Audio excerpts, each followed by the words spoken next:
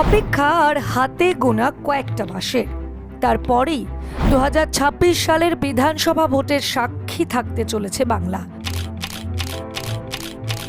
আগামী বিধানসভা নির্বাচন অন্যান্য সকল বারের থেকে আলাদা হতে চলেছে বলেই মনে করছে রাজনৈতিক বিশেষজ্ঞরা।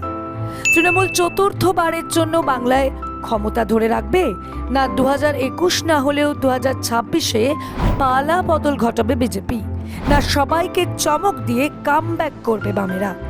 কতটা দাগ কাটতে পারবে কংগ্রেস বা আইএসএফ, তা নিয়ে চর্চা শুরু হয়ে গিয়েছে।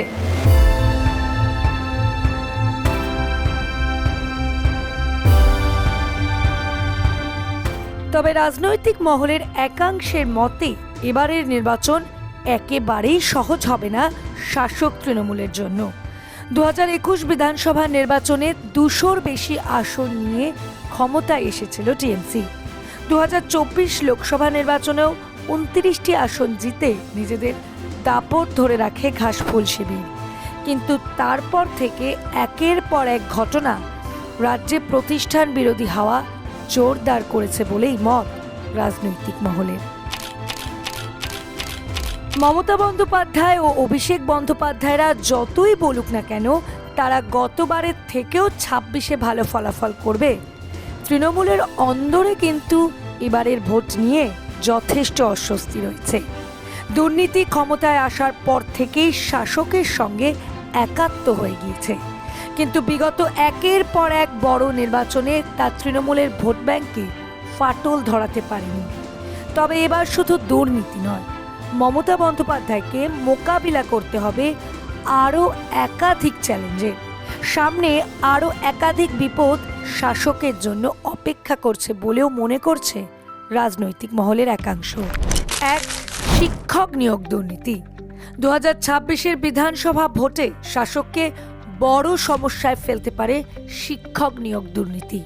আদালতের রায়ে 31শে ডিসেম্বরের মধ্যে পরীক্ষা নেওয়া সহ নতুন করে নিয়োগ প্রক্রিয়া সম্পন্ন করার কথা বলা হলেও আন্দোলনকারী বা যোগ্য চাকরিহারারা নিজেদের অবস্থানে অনড়। সরকারের রিভিউ পিটিশনের ফল না দেখে তারা পরীক্ষায় বসতে নারাজ। বেছে নিয়েছেন অনশনের মতো পথ। আগামীতে সমস্যা না মিটলে আরও বৃহত্তর আন্দোলনের পথে যেতে পারে চাকরিহারারা। 2, ডিএ মামলা। ডিএ মামলায় সুপ্রিম কোর্টের রায়ে মোট বকেয়ার 25% দিতে রাজি হয়েছে রাজ্য।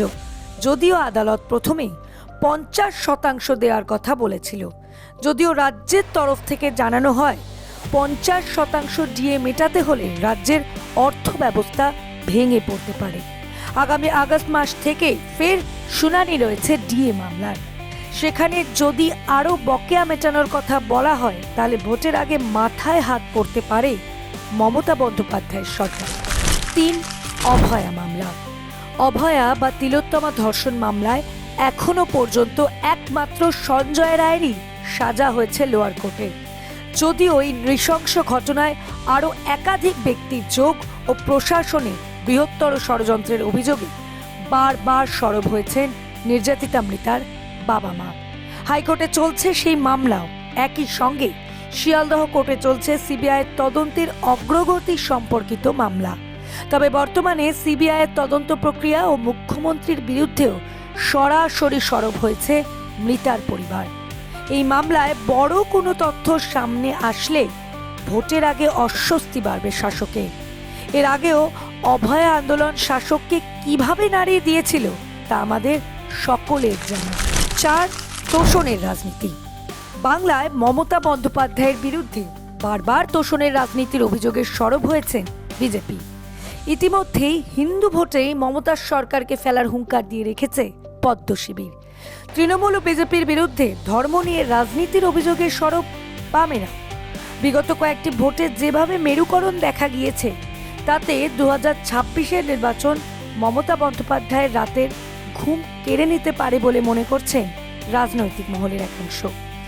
নিজের ফাঁদে নিজেই ফাঁসতে চলেছে মমতা, এটাও মনে করছেন রাজনৈতিক বিশেষজ্ঞদের একাংশ। 5, বেকারত্ব ও শিল্পহীনতা। বেকার সমস্যা বা রাজ্যের শিল্পহীনতা ভোটের আগে প্রশ্নের মুখে ফেলে দিয়েছে শাসককে। একাধিক ভাতা বা সরকারি প্রকল্প চালু করলেও বেকার সমস্যার সমাধান ও রাজ্যের বড় কোনো শিল্প গোষ্ঠীকে আনতে পারেনি বর্তমান সরকার। একাধিক শিল্প সম্মেলন করেও বাস্তবে তার ফল এখনো দেখা যায়নি। ফলে শিক্ষিত ও নতুন প্রজন্মের ভোটারদের একটা বড় অংশ মুখ ফিরিয়ে নিচ্ছেন বর্তমান সরকারের থেকে। এই 5টি কারণ ছাড়াও শিক্ষা ব্যবস্থার বেহাল দশা, স্বাস্থ্য ব্যবস্থার শোচনীয় অবস্থা, স্বাস্থ্যক্ষেত্রে দুর্নীতি, গোষ্ঠীদ্বন্দ্ব সহ আরও একাধিক কারণ রয়েছে যা শাসককে অস্বস্তির মধ্যে ফেলতে পারে 2026-এর নির্বাচনে। এত প্রতিকূলতার মধ্যে ফের একবার মমতা ম্যাজিক কাজ করে কিনা না শেষ কথা বলে জনগণ, তা জানতে অপেক্ষা আর কয়েকটা মাসে। Bureau report, revolution Bengal.